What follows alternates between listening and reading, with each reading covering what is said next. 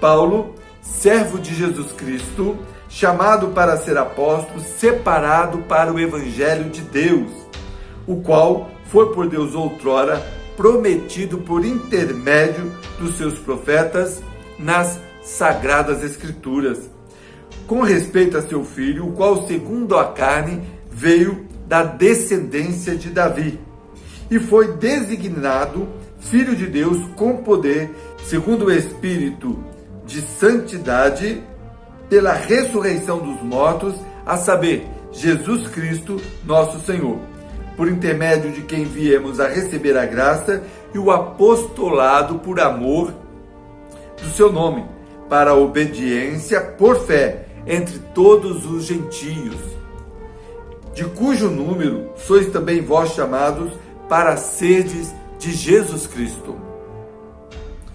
A todos os amados de Deus que estais em Roma, chamados para serdes santos, graça a vós outros e paz da parte de Deus, nosso Pai e do nosso Senhor Jesus Cristo. Irmãos, nós sabemos que a igreja, ela ao longo do tempo, ela tem desenvolvido um projeto social. Ela tem cooperado, diz que na Roma antiga, quando as pessoas estavam enfermas, a igreja não se preocupava com a condição da situação em que o outro estava vivendo. Quando mesmo a família abandonava com medo de uma peste, a igreja adentrava aquelas casas, cooperava para a recuperação do doente, evangelizava e o trazia para a sua vida, para a vida da igreja. Porém, hoje ainda vemos toda essa atividade da igreja aqui em São Paulo, nestes dias de pandemia e até mesmo antes. Nós encontramos muitos irmãos durante a noite entregando janta, sopa nos dias de frio. Finais de semana nós encontramos pessoas entregando água, para as pessoas que estão em condição de rua.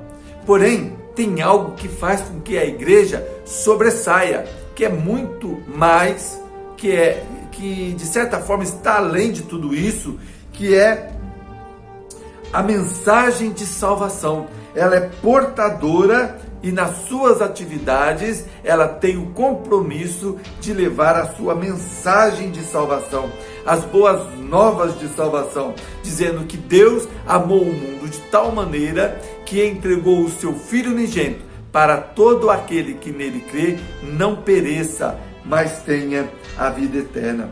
Assim, desde o início da igreja, ela vem proclamando a salvação em Cristo Jesus. Nós não podemos, de maneira alguma, deixarmos de anunciar o Evangelho em Cristo Jesus. As boas novas de salvação, as boas notícias da parte de Deus.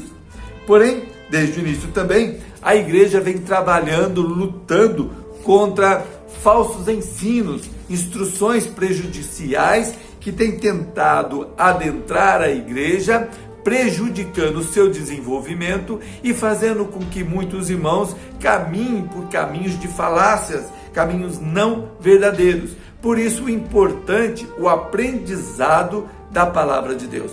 Por isso que nós estamos, em cada tempo, estudando um livro. Há pouco nós terminamos o livro de Atos. E no livro de Atos, nós vemos as ações do Espírito Santo de Deus, na vida da igreja nascente.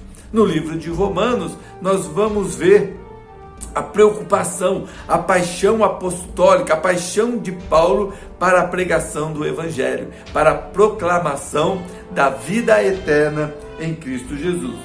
E desde o início, nós deparamos com falsos ensinos.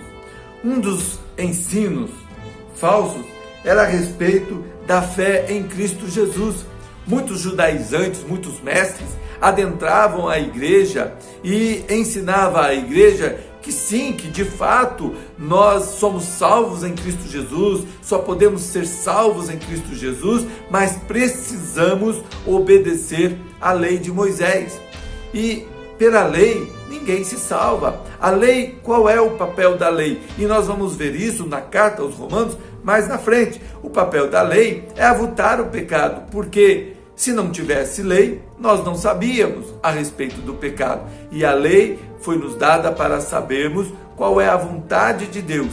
E de acordo com a lei, por aquilo que nos é dado, nenhum homem se salva. Por isso se manifestou o Filho de Deus.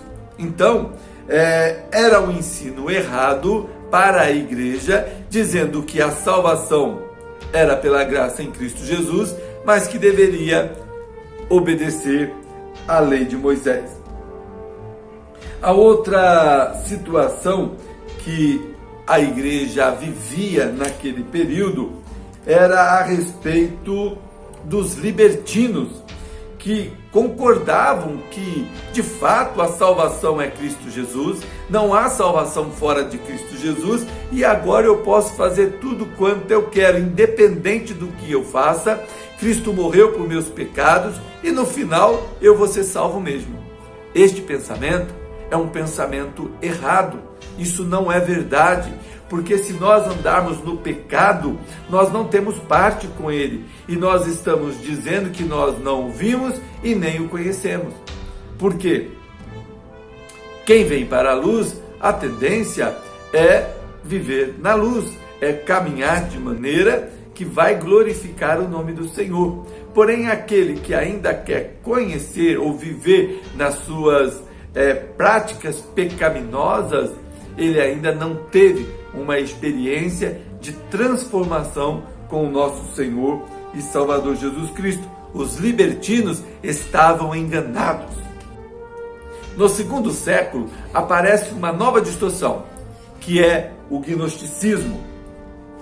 E esta corrente de pensamento buscava trazer para dentro da vida da igreja, buscava fazer uma fusão entre o cristianismo e os pensamentos helênicos. E quais eram os pensamentos helênicos?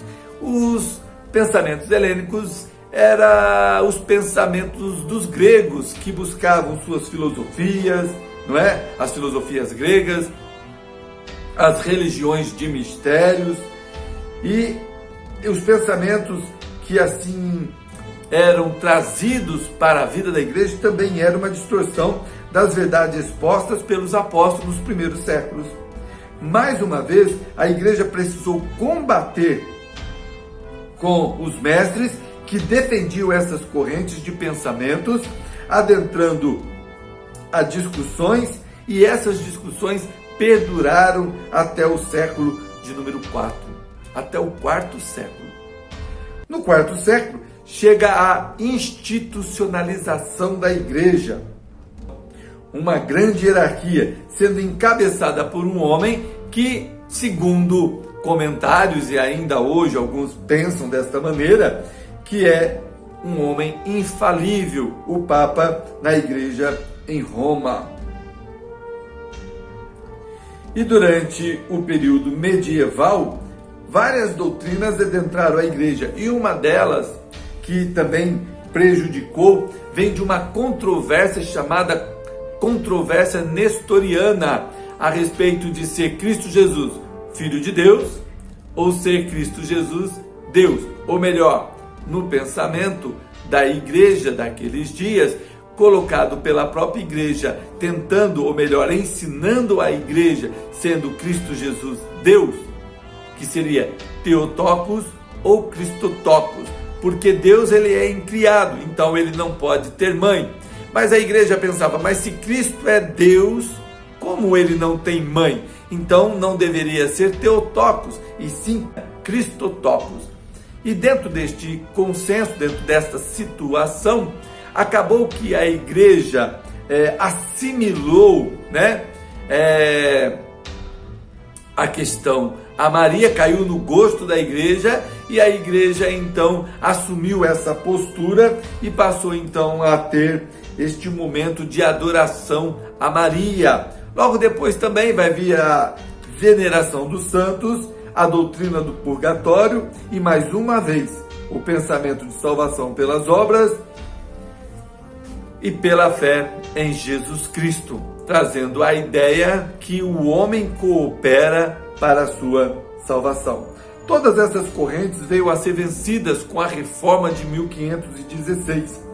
E logo depois da Reforma veio também o liberalismo teológico. E esse liberalismo teológico é uma corrente que ganha força na Europa e posteriormente chega na América, apresentando as Escrituras como que se ela estivesse cheias de erros, que a igreja tem nas mãos uma escritura que é falível, que estaria cheia de erros, passando para a idade da razão e também a negação de Deus, alegando que as escrituras é um mito e que Cristo Jesus nada mais é do que aquilo que os seus discípulos, seus apóstolos difundiram a respeito dele, deixando então na antiguidade, vamos dizer desta forma, a realidade de Cristo e que agora estaria, de certa forma, ultrapassada. E uma vez mais, a igreja entra para vencer tais exposições, tais situações que tentam trazer erro à vida da igreja. E agora as novas correntes de pensamento tentam mais uma vez contra a vida da igreja, que são o evangelho da prosperidade, a teologia da libertação, o evangelho que prega um Deus provedor de bênçãos, tão somente, sem compromisso, vamos dizer, de exigir do homem que ele viva uma vida para a glória de Deus. Então, Deus para o homem se torna aquele que manda bênção, emprego, saúde, casamento, prosperidade, carro novo, para quem busca através de campanhas, dízimos e sacrifícios.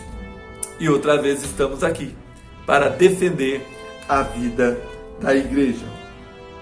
Irmãos, por todos os séculos em que a igreja prega, ela tem sido obrigada a lutar pela pureza do evangelho, porque em todo tempo encontraremos distorções que tentam contra a pureza da vida da igreja.